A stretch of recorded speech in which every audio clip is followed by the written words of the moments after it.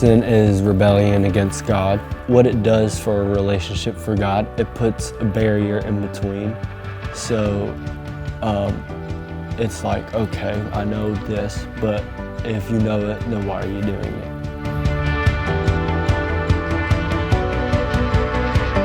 The gospel is the story of multiple chapters put together, but in summary of it, he came down to earth. He came as one of us. He was a non-sinner. He was perfect.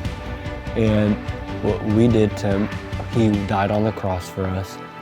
And he took the burden of our sins and put it upon himself to take that burden, so we wouldn't have to go through the death that he had to go through. So after he died, he was taken to a tomb. A stone was rolled in front of him. But when they unrolled this stone 3 days later, he wasn't in the tomb, and he rose again from not the dead, but he just rose.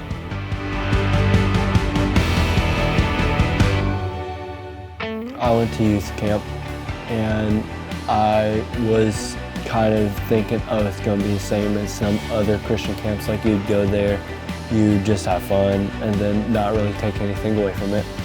The pastor, though, he said something on the lines of, so it's the gospel's kind of like a sport.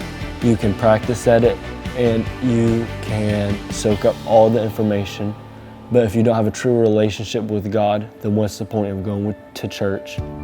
And this one specific night, it was like, well, if you want to talk to your pastor about being saved, go and look straight at him, and you can go outside and talk to him about being saved. So I talked to Dustin about it, and I got saved, and I wanted to have a public confession about it.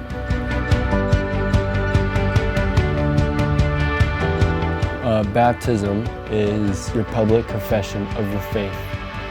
And so I was really excited when I was getting saved, and and then I had talked about this to Dustin. I wanted to be baptized, but I didn't fully understand it, because our pastor at the camp, he said, well, if you want to be baptized, you have to be saved first. So it's like when you're little, you're obviously baptized, but if you don't have a true connection with God, then you build that connection with God. You can be baptized, and if you did it before, do it again, because you didn't have a true connection with God. So I wanted to do that because I wanted everybody to know that I was saved by God.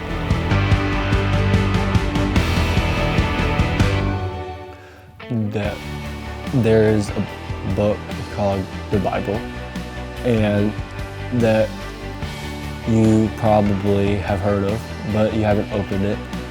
But if you go in there, I will tell you a short portion of the story it holds. There was a guy, he came on the cross to carry our sin and to carry that burden. He died, and he rose he rose after the 3 days.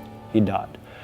So if you want to learn more about that, you can go to church, and you can talk to pastors about it more in depth than me.